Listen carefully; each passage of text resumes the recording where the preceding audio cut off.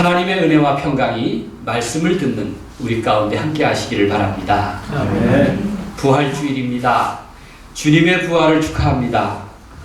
우리 그리스도 교회의 오랜 전통에 따라서 부활절 인사를 나누겠습니다. 제가 여러분에게 크리스토스 아네스티라고 말하면 여러분들은 주님은 정말 부활하셨습니다, 이렇게 대답하시면 됩니다. 리토스 아네스티입니다. 자, 함께 하겠습니다. 주님은 부활하셨습니다. 주님은 정말 부활하셨습니다. 네, 부활은 다시 생명을 얻는다는 의미입니다. 그래서 모든 부활의 첫 열매이고 장차 모든 부활을 이끄시는 예수님의 부활하심을 찬양합니다. 주님은 정말 부활하셨습니다. 아멘. 오늘 색동교회는 11살 생일을 맞았습니다. 부활절이 생일이니 얼마나 특별하고 복된 일입니까? 유명한 신약학자인 루돌프 불트만은 그리스도교는 십자가가 아니라 부활에서 시작되었다라고 했습니다. 그렇습니다. 부활절은 세상 모든 교회의 생일인 것입니다. 우리 색동교회는 설립하면서 3가지 정체성과 7가지 비전을 정했습니다. 참 똑똑한 교회죠. 정체성은 우리 교회가 바로 이런 교회입니다 라고 하는 분명한 존재 의미이며 목적의식입니다. 그 중에 2번째 정체성을 말씀해 보겠습니다. 삶과 신앙을 개혁하는 개신교회. 초대교회를 따르며 세계 교회와 호흡하는 교회이고자 합니다. 교회의 전통을 사랑하되 복음이 지닌 자유와 정의의 정신을 지키겠습니다. 이게 2번째 정체성입니다. 색동교회가 남달리 부활절 인사를 나누고 부활 찬양송을 부르는 것은 이러한 소중한 정체성을 따르는 일입니다. 우리는 초대교회 전통을 배워서 부활절 7주간 동안 부활 인사를 나눕니다. 주님은 부활하셨습니다. 주님은 정말 부활하셨습니다. 또 예배 시작 찬송으로 평소에는 종교개혁 500년을 기념한 할렐루야송을 부르고, 그리고 부활절기에는 정교회의 부활 찬양송을 부릅니다. 그리스도께서 부활하셨네. 죽음으로 죽음을 멸하시고 무덤에 있는 자들에게 생명을 베푸셨나이다. 이 모든 것이 세계교회와 호흡하는 덕분에 더욱 풍성해진 것입니다. 부활은 한마디로 영원한 아침입니다. 죽음으로 죽음을 이기신 날입니다. 안식 후 첫날인 부활주일은 새로운 삶이 시작된 첫날이 되었습니다.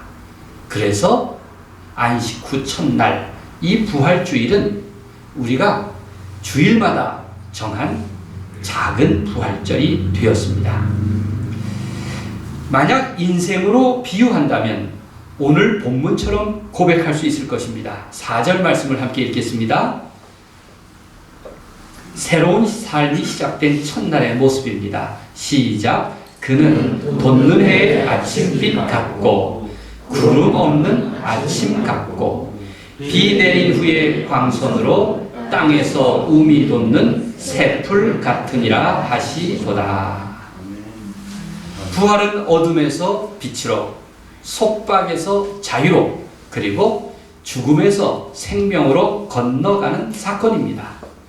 영원한 출애굽의 아침을 맞는 시간이었습니다. 그리하여 모든 주일을 작은 부활절로 지킵니다. 누구나 실토하듯 인간은 유한한 존재입니다. 시편 90편은 인생을 가리켜서 티끌, 순간, 풀과 꽃 같은 존재라고 말합니다. 아침에 돋는 풀 같으니이다. 푸른 아침에 꽃이 피어 자라다가 저녁에는 시들어 마르나이다. 이러한 짧음은 하나님의 시간인 영원에 비교할 때 참 보잘것이 없습니다. 하나님의 영원한 시간에 비추어 보면 인생은 겨우 한나절 피었다가 지는 꽃에 불과합니다. 인생 80년이라야 한 뼘 길이에 불과합니다. 그 길이의 유한성에 있어서 한나절의 풀이나 80년의 인생은 크게 차이가 없습니다. 그러나 어찌 인생을 한낱 들꽃에 비교하겠습니까? 정녕 노랫말처럼 사람은 꽃보다 아름다운 법입니다. 그래서 잘 살기 위해서 몸부림치는 것입니다. 바르게 살려고 최선을 다하는 것입니다. 내게 삶을 주신 그 은총의 힘에 의지하여 살도록 힘쓰는 것입니다. 시인은 인생의 해결책을 제시합니다. 비록 인생은 아침에 피었다가 저녁에 마르는 꽃과 같을지라도 영원하신 하나님께 접붙임을 받으라는 것입니다. 그 영원한 세계에 접붙이라는 것입니다. 생각하는 인간, 믿음을 지닌 인간이라면 비로소 하나님의 영원한 거처에 터를 잡으려고 합니다. 그런 인생은 진정한 기쁨과 영광, 곧 부활신앙을 소유할 수가 있을 것입니다. 하나님을 믿는 인생은 자신을 한탄하지 않습니다. 오히려 하나님의 은총의 힘을 믿으며 즐겁고 기쁜 인생을 감사하며 살아갑니다. 시편의 절반을 기록한 다윗의 고백을 들어보십시오. 그가 고백한 시편의 내용은 그 자신의 흥겨움으로 부른 노래가 아니라 하나님이 영을 통해 주신 말씀이라고 그는 고백하고 있습니다. 오늘 1절과 2절 말씀을 함께 읽겠습니다. 이는 다윗의 마지막 말이라. 시작. 이는 다윗의 마지막 말이라. 이새의 아들 다윗이 말하며 높이 세워진 자, 야곱의 하나님께로부터 기름 부음 받은 자, 이스라엘의 노래 잘하는 자가 말하노라. 여호와의 영이 나를 통하여 말씀하시며 그의 말씀이 내 혀에 있도다. 인생은 얼마나 아름답습니까? 비록 밤의 한 순간, 한 경점 같은 시간을 살아도 그럼에도 비관하지 않는 이유가 여기에 있습니다. 하나님을 의지하고 기도하는 사람들은 깊은 밤이 오래지 않아 아침이 올 것을 믿습니다. 바로 영원한 아침인 것입니다. 부활하신 예수님은 그리스도 안에서 새로운 삶, 새로운 관계를 허락하셨습니다. 내가 고백하는 약속의 자녀, 감사하는 삶은 이미 영혼을 살아가게 하는 출발점입니다. 바라기는 여러분은 꽃보다 아름다운 사람, 그런 소중한 이야기를 만들어가는 존재이기를 바랍니다. 오늘 본문은 다윗의 유언과 같은 말입니다. 마지막 말입니다. 누구에게나 유언에는 진심이 담겨있게 마련입니다. 유언은 그래서 겸손하지만 결코 초라하지 않습니다. 마지막 말에는 무용담이나 자기자랑이 아니라 오히려 후회와 성찰로 가득한 법입니다. 다윗은 마지막 말을 하면서 짧은 순간 자신의 일생을 회고했을 것입니다. 돌아보니 내 인생이 참 순간처럼 지나갔습니다. 누구에게나 인생은 돌아보면 너무나 짧게 요약될 수밖에 없습니다. 다윗 역시 부질없는 시간이 많았습니다. 후회스러운 때도 많았습니다. 지워버리고 싶은 인생의 그림자는 얼마나 많았을까요? 여러분은 지난 주간 톨레레게에서 다윗의 일생을 다 읽었을 것입니다. 목동으로 살던 어린 무명 시절부터 골리앗과 싸움으로 졸지의 세상에 이름을 알렸고 그 일이 계기가 되어 오히려 사울왕의 질투를 사서 쫓겨다녔고 죽음의 고비를 여러 차례 맞이하고 있습니다. 왕의 부마가 되었지만 그러나 피난처를 전전하며 숨었고 살아남기 위해서는 미친 척을 해야 했고 비굴하게 적의 수하에서 꼬리를 감추며 살아야 했습니다. 다윗의 인생은 균형 잡힌 삶이 되지 못했습니다. 마침내 왕위에 오르고 승승장구하였지만 최고의 절정에 올랐을 때 치명적인 범죄를 저질렀고 그 대가로 인생은 내리막으로 내달았습니다. 나중에는 아무 공로 없이 용서를 받았고 자격은 없었지만 왕위를 회복하고 왕위에서 인생을 마무리합니다. 결국 인생의 마지막 페이지를 보면 평생 다윗은 우여곡절 끝에 하나님과 동행하는 삶을 살았습니다. 그런 까닭에 다윗은 누구보다 더 다급히, 더 간절히, 더 낮은 자리에서 하나님을 찾았고 그리고 은혜를 경험하고 있습니다. 다윗이 경험한 하나님은 멀리 계신 분이 아니라 지금 여기 함께 하신 분이었습니다. 하나님은 그렇게 친밀하고 인격적으로 다윗과 만나 주셨던 것입니다. 하나님을 경험한 다윗은 온통 그 은혜에 젖어 살았습니다. 이렇게 고백합니다. 3절 말씀을 함께 읽겠습니다. 이스라엘의 하나님이 말씀하시며 시작. 이스라엘의 하나님이 말씀하시며 이스라엘의 반석이 내게 이르시기를 사람을 공의로 다스리는 자 하나님을 경외함으로 다스리는 자여. 이런 다윗이 구약 성경에서 가장 위대한 인물로 하나님의 영광과 가까이한 인물로 그렇게 칭송듣지 않습니까? 다가올 메시아를 다윗의 자손이요 라고 그렇게 사람들에게 높임을 받았습니다. 하나님은 그의 삶의 기초를 세우는 반석과 같은 분이셨습니다. 다윗은 보이는 모든 것에서 보이지 않는 하나님을 찾았습니다. 보았습니다. 나의 방패, 나의 반석, 나의 피난처라고 부르듯 다윗은 평화로울 때와 위기의 순간 어느 때든지 하나님을 찾았던 것입니다. 다윗이 이룬 모든 업적은 다윗이 노력한 결과가 아니었습니다. 다윗이 한 노력 반, 하나님이 베푸신 은혜 반도 아니었습니다. 전적으로 하나님의 은혜의 삶이었습니다. 다윗의 유언을 들어보면 나는 결코 가능하지 않았는데 하나님이 나를 도우셨다고 고백하고 있습니다. 다윗은 자신의 후회에도 불구하고 범죄에도 불구하고 비뚤어진 판단에도 불구하고 하나님이 일방적으로 주시는 은총과 인정해 주시는 은혜로 살았음을 고백하고 있습니다.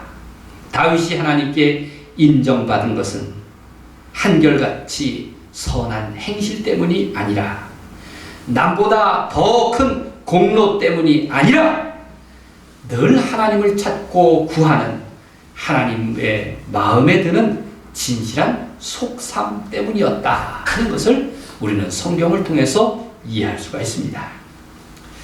누구나 마지막 순간에는 근원으로 돌아갑니다. 그런 겸손한 심정으로 다윗은 마지막 고백을 하고 있습니다. 사무엘하 23장 앞에 보면 22장 29절에 이렇게 말합니다. 여호와여, 주는 나의 등불이시니 여호와께서 나의 어둠을 밝히시리로다. 다윗은 위대한 업적과 탁월한 능력에도 불구하고 자기 자신을 뭐라고 고백합니까? 어둠이라고 고백합니다. 오직 하나님의 등불에 의지해서 살아갈 수밖에 없는 어둠이었다고 그는 그렇게 고백합니다. 또한 남은 인생 그 등불을 향해 나아갈 것이라고 그는 겸손히 고백하고 있습니다. 하나님은 인간의 계획에 좌우되는 분이 아닙니다. 하나님은 주님의 계획에 따라 우리를 인도하십니다. 하나님은 인간의 약점이나 범죄에 좌우되는 분이 아니십니다. 하나님은 오히려 우리의 약점을 강점으로 바꾸어 주시고 우리의 범죄로 하여금 하나님을 찾을 기회로 만들어 주십니다. 열매를 맺는 인생은 반드시 영원한 아침을 맞는 법입니다. 오늘은 우리 색동교회 생일입니다. 2010년 4월 4일에 태어났습니다. 오늘 부활주일 날짜와 생일 날짜가 딱 맞습니다. 참으로 묘하게 그 이전 10달 동안 잉태 기간이 있었습니다. 작년 우리는 색동의 10년을 기억합니다.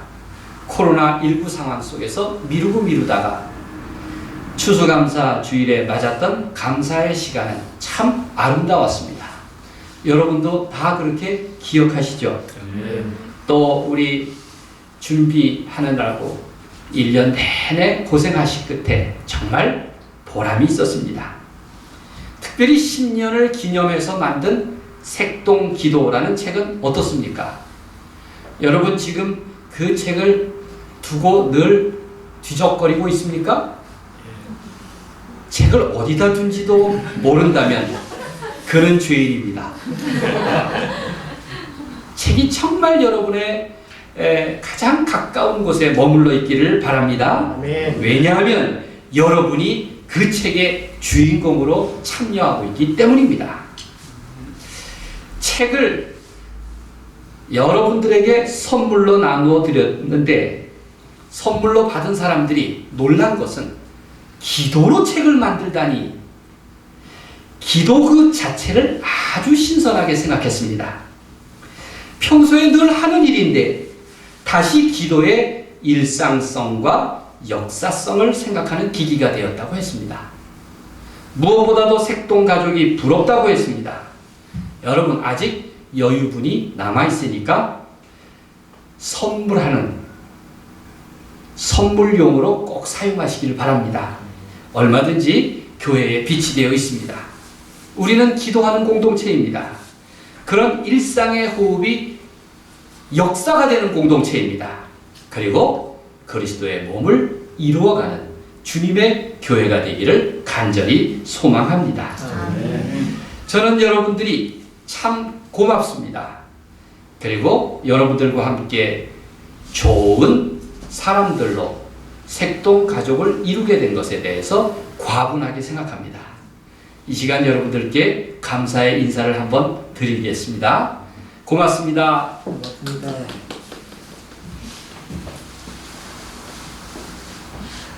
네, 이러고 싶었습니다. 교회의 생일을 맞아서 다시 우리 자신을 성찰할 이유가 있습니다. 우리는 우리 색동교회만 자랑할 것이 아니라 우리 한국교회에 속한 하나의 신앙 공동체이기 때문에 우리 역시 겸손히 우리 자신을 돌아보아야 합니다. 오늘 한국교회가 위기를 맞고 매를 맞는다면 그 원인을 밖에서 찾는 것은 어리석은 일입니다. 위기를 겪고 있는 것은 바로 우리 자신이기 때문에 그렇습니다. 예수님의 개혁은 부분적으로 고치는 것이 아닙니다. 아예 헐고 다시 지으라고 그렇게 말씀하십니다. 근본적인 신앙의 혁신을 말씀하고 있는 것입니다. 고난주간 월요일에 예수님은 하나님을 참되게 예배하지 못하고 권위주의와 탐욕의 표상이 된 예루살렘을 가리켜서 그 성전을 헐라고 말씀하셨습니다. 그리고 주님은 십자가라는 하나님의 사랑의 사건을 통해서 다시 사흘 만에 새로운 성전, 곧 교회를 세우신 것입니다. 이것이 참 부활의 정신입니다. 부활 사건은 다시 시작하라는 의미입니다. 성경은 하나님께로 돌아가서 기본을 회복하라고 말씀하고 있습니다. 그 기본 중에 기본은 바로 참된 예배인 것입니다. 선지자 미가는 참된 예배를 말씀하시면서 하나님은 무엇이 선한 일인지 또 무엇을 원하시는지 이미 우리에게 알려주셨다고 했습니다. 미가서 6장 8절은 여호와께서 내게 구하시는 것은 오직 공의를 행하며 인자를 사랑하며 겸손히 내 하나님과 함께 행하는 것이 아니냐라고 말합니다. 한마디로 하나님이 원하시는 것은, 하나님이 원하시는 참된 예배는 공의요, 사랑이요, 겸손히 하나님과 동행하는 신실함입니다. 그러나 오늘 우리는 어떻습니까? 하나님의 공의보다 우리 한국교회는 힘과 권력을 섬기고 인간의 존엄성보다는 재물을 더 귀하게 여기고 겸손히 하나님과 동행하기보다는 세상의 이익과 즐거움에 짝하고 있습니다. 그것은 하나님의 교회의 모습이 아닙니다. 하늘 뜻보다 사람의 이익을 더 추구하고 하나님의 말씀보다 사람의 주장을 더 추종한다면 그것은 바른 그리스도인의 모습이 아닙니다. 우리 색동교회가 똑똑한 이유가 있습니다. 색동교회 설립의 과정에서 우리가 함께 스터디를 했습니다.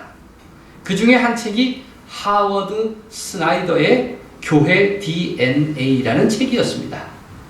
이 교회의 DNA는 교회를 구성하는 4가지 기둥을 설명하고 있는데, 첫째, 교회는 하나이다, 우나. 두 번째, 교회는 거룩하다, 상크타.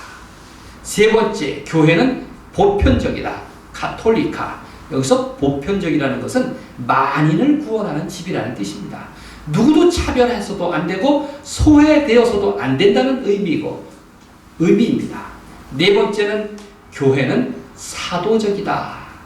그 사도들의 증인을 계승한 신앙 공동체라는 것입니다. 이것이 교회의 4가지 기둥입니다. 교회는 그런 본성과 근원과 원칙을 지켜야 합니다. 그래서 성경은 끊임없이 돌아오라고 회복을 말씀하고 있지 않습니까? 사람들은 그 인생은 저마다 근원과 본성이 있습니다. 그래서 인생이라면 누구나 자기가 돌아갈 그곳을 기억하며 삽니다. 그런 존재이기 때문에 우리는 날마다 회개하고 후회하고 반성하고 성찰하는 존재로 살고 있는 것입니다. 그런 단어들은 우리가 잃고 사는 것을 어떻게 하면 다시 회복할까? 다시 찾으려는 의지와 같은 것입니다. 우리가 주일이면 찾아와서 하나님 앞에서 참회 기도를 드리고 또 용서의 선언을 듣습니다. 이것이 우리가 늘 반복하는 죄인이지만 다시 새롭게 살려고 몸부림치는 의지 아니겠습니까? 예를 들어서 우리는 누구나 고향이라든지 부모님이라든지 가족과 맺은 사랑의 관계라든지 인간의 착한 본성이라든지 그리고 하나님, 신앙, 이것을 늘 그리워하며 살아가는 것입니다. 신앙과 종교는 바로 그런 바탕이 되는 마음입니다. 남에게 보이는 것도 중요하지만 보이지 않는 것은 얼마나 소중합니까? 마찬가지로 보이는 성전만 중요한 것이 아니라 보이지 않는 참 성전은 더없이 소중한 것입니다. 우리가 말한 두 번째 색동교회의 정체성, 개신교회라고 하는 것은 종교개혁자 마틴 루터나 장 칼뱅이나 그리고 존 웨슬리가 말하기를 보이는 성전이 아니라 보이지 않는 성전, 그것을 개혁하는 일에 그들은 힘썼던 것입니다. 개신교회를 기초한 개혁자 마틴 루터는 이렇게 말했습니다. 가장 큰 것을 믿는 자는 가장 많은 것을 지킬 수 있다. 여러분, 우리는 큰 것을 지키기 위해서 노력해야 합니다. 하나님은 우리 마음이 하나님을 온전히 향하기를 원하십니다. 하나님의 이름의 집인 성전 중심의 거룩한 삶을 살기를 원하십니다. 세상의 부정과 불의한 모습을 버리고 하나님의 말씀으로 동행하는 삶을 살기를 원하십니다. 사회학자인 리하르트 민히는 교회의 사명에 대해서 이렇게 말했습니다. 경제 이론은 우리에게 무엇을 할 수 있으며 무엇이 되어야 하는지를 말해주지 않는다. 무엇이 올바른 상거래이며 무엇이 좋은 인생인가에 대하여 침묵한다. 이런 이야기를 사람들에게 들려주어야 하는 것이 바로 교회의 사명이다. 그렇게 말했습니다. 바라기는 하나님의 자녀로 살면서 가장 위대한 믿음의 유산을 남기기를 간절히 바랍니다. 오늘 5절 말씀입니다. 함께 읽겠습니다. 내 집이 하나님 앞에 이같지 아니하냐. 시작. 내 집이 하나님 앞에 이같지 아니하냐. 하나님이 나와 더불어 영원한 언약을 세우사 만사에 구비하고 견고하게 하셨으니 나의 모든 구원과 나의 모든 소원을 어찌 이루지 아니하시랴. 부활하심으로써 첫 열매가 되신 예수님의 은혜로 우리는 누구나 다 구원에 대한 소망을 가지고 나중 열매를 위해 살아갑니다. 안식일 후 첫날 주님께서 부활하신 이날은 내게도 새로운 삶이 시작되는 첫날이 된 것입니다. 그래서 부활장인 고린도전서 15장 58절 마지막 절에는 이렇게 우리를 향해서 권면합니다. 그러므로 내 사랑하는 형제들아, 견실하며 흔들리지 말며 항상 주의 일에 더욱 힘쓰는 자들이 되라. 이는 너희 수고가 주 안에서 헛되지 않은 줄 알미라. 이렇게 말씀하신 것입니다. 부활하신 주님은 바로 색동교회를 통해서 부활의 역사를 이루어가기를 원하십니다. 하나님이 우리와 함께 하십니다. 부활하신 주님이 나를 평화의 사도로 부르셨습니다. 하나님은 색동교회를 통해서 이 세속 가운데 하나님의 거룩한 신비를 이루어가기를 원하십니다. 그런 은총의 빛이 여러분과 함께 하시기를 우리 주님의 이름으로 간절히 축원드립니다. 아멘. 기도하겠습니다.